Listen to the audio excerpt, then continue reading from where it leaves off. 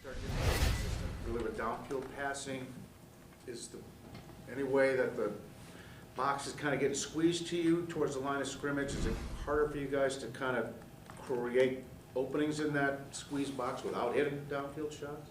Yeah, I mean, you always want to soften the defense by getting those deep shots. So, yeah, definitely anytime defenses can see that they can cover you one-on-one, things like that, that's something you have to take advantage of as an offense.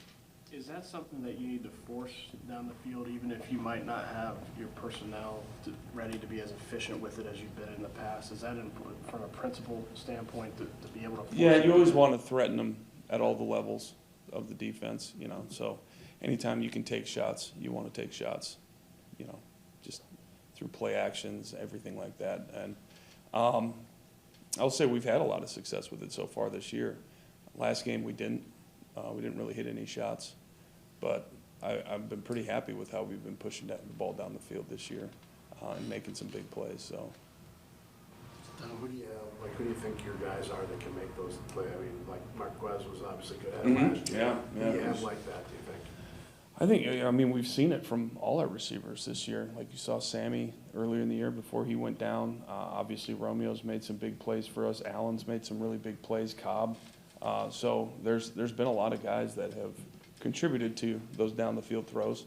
I'd like to see Christian, you know, get a couple of those. I think that's a big skill set that he has with his speed and everything like that. So in the future, that's something hopefully we can take advantage of. When you say that you're happy with those other than in the last game in London, are you saying that you're happy with the ones that you've actually been able to take being effective? Because I don't know if you've had like a ton of them. Yeah, no, I mean, it's not like we're airing it out every other play like that, but, you know, you pick your shots, and I think for the most part we've landed a good majority of those, you know, and yeah, just if you're going to win in this league, you got to make those home run. You got to hit the home runs sometimes. So. Sorry. That's obviously a lower percentage throw when you throw downfield than a quick out, right? Yeah. What's the target that you're looking for from an efficiency standpoint? What's a good measurement to hit? Yeah, you know, I think probably if you're 50-50, that's really good in that range. So taking those shots, if you can get half of those, that's pretty good odds. So Aaron was telling us that he sat down with the receivers. I don't know if it's in the regular meeting or if it's separate. If you can fill in that blank, it'd be great. But you know, he's showing them Jordy and Devontae and maybe a little Greg Jennings or some James Jones. What do you accomplish by doing that? And is that something that you're part of too? Like, is everybody sitting in there? Like, what's the scene there? It depends, you know, when they're doing it.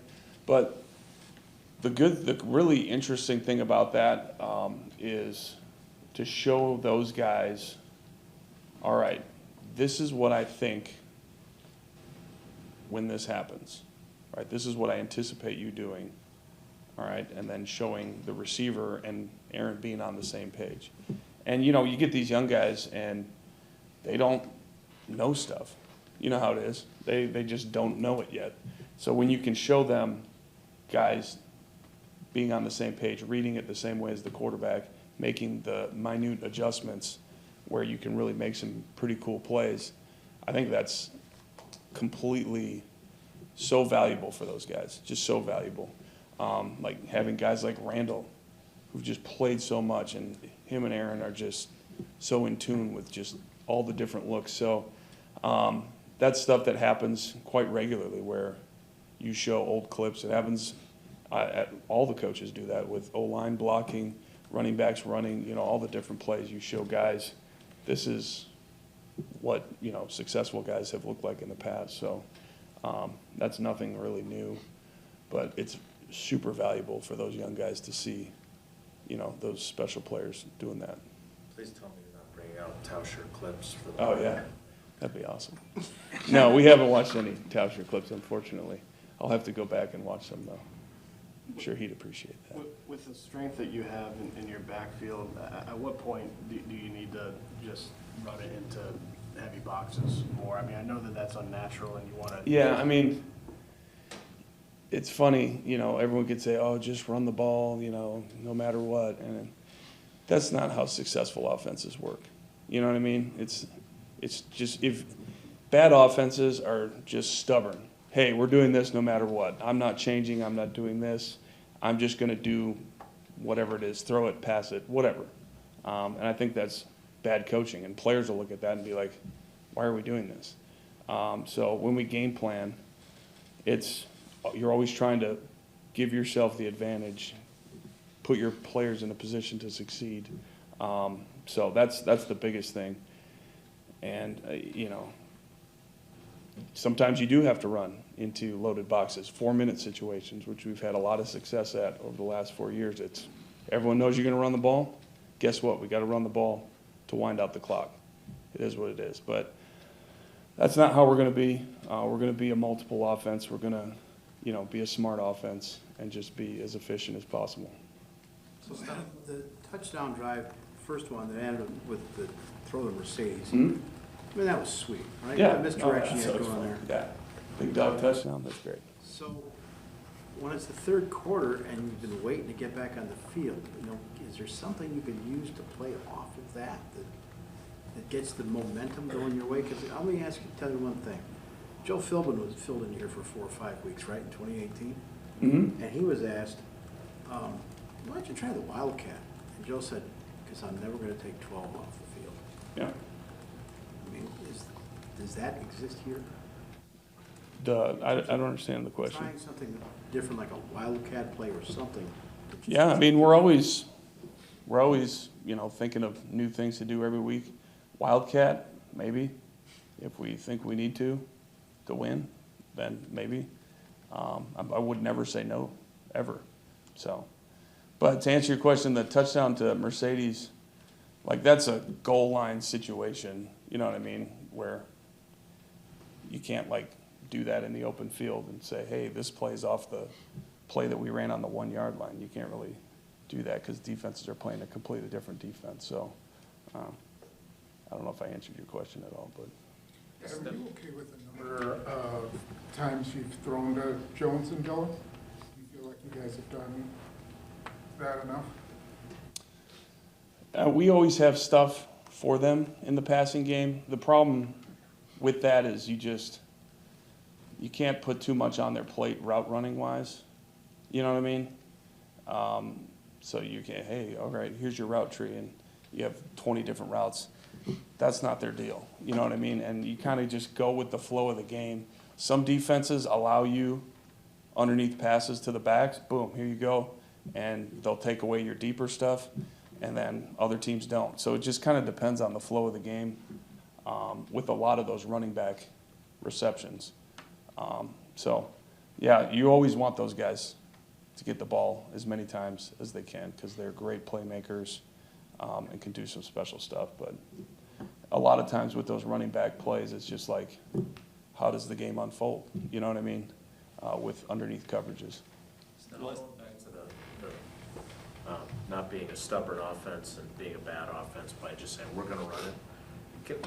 So help me understand then, because Matt has to get up there after games and go, Aaron got 13 carries and AJ got 6, and we got to get them the ball more. At the same time, part of that is you see what the defense gives you, and you say, all right, we're going to go to the can player that runs loose, right? Yeah. So is there some way that even if you're looking at it and says, okay, this is an advantageous passing situation, is there an instance where you can still say, but we're going to run it anyway because we got to get these guys running the ball more? Like, I understand you don't want to be stubborn. At the same time, you do want to get those guys more carries. So how the hell do you do that? You just, I mean, again, you want to take what the defense gives you. Right. That's the biggest thing that you want to do, first and foremost. If you force things, you're not going to be successful. Does that make sense? Yeah. Like, you can get away with it a little bit, but over the long haul, you always want to just put yourself and your team in the best position possible to be successful. So, yes, there are a lot of passing situations where we handed the ball off, and I think if you watch the tape, on third downs, we've ran the ball more on third downs probably than we have in a while around here, in just these 5 games. So I don't know if that answers your question. Like, we are doing that. Yeah, my point is simply that, you know, and Matt's great about the buck stops here and it's always his fault, right? I mean, he's great about saying that, but you can tell that he seems honest about, I wanted to get these guys more carries and we didn't. At the same time, it's also being dedicated to what we just talked about, that you believe that if they're showing you, look, you're not gonna just run just to say, well, we ran the ball 25 times, Yeah, right? exactly. I mean, that's exactly right. Like, you're not, well, yeah, you answered your own question, so I'll go. You know, we talked a lot last week about right tackle and Elton. Mhm. What'd you think of it? I mean, it seemed like he had a really good game. Yeah, he Sunday. played better. I think this was his best game, just physically running, setting, coming off the ball. He looked the best he has all year, and so I'm encouraged by that, excited about that, and just hopefully every week he can just keep improving on that. You feel like Dave is closer to being able to play a whole game? Yes, I hope so, but again, we're just gonna take it 1 week at a time until we kind of get past this. So I don't want to say, yeah, he's playing, you know, the whole game or anything like that. I hope he does. That'd be awesome. I know he wants to, but we're gonna be smart with that so that we can have him at the end. How did he handle you guys being extra careful with him with that turf? How did he handle it? I think he was, over the last few weeks since he's come back, you know, initially he just wanted to go. And it's like, hey, let's relax and, you know, kind of see how it works. And I think he's realizing that he needs to build up as opposed to just going 0 to 60. So he was fine with it. There was no issues. I know you said that Elton, right tackle, is the best 5 for you guys right now, and obviously last week, alternating every drive at left tackle, there's a good reason for that. But when Dave does build up, is your best 5 with Yash at right tackle? Maybe. It depends. That's a scenario that could happen for sure, but I wouldn't say yes or no to that. I don't know. When you say it depends, what are the factors that? Depends on how the other guys are playing. So, all the other 4 guys, you know what I mean? So, yeah. So what he's done at left tackle, it's not to the point where it's an open and shut, he needs to be on. No, I wouldn't say that. Yeah, I'd say, you know, he's had some good games and he's had some, you know, not as good games. So we're just going to keep going and keep trying to improve.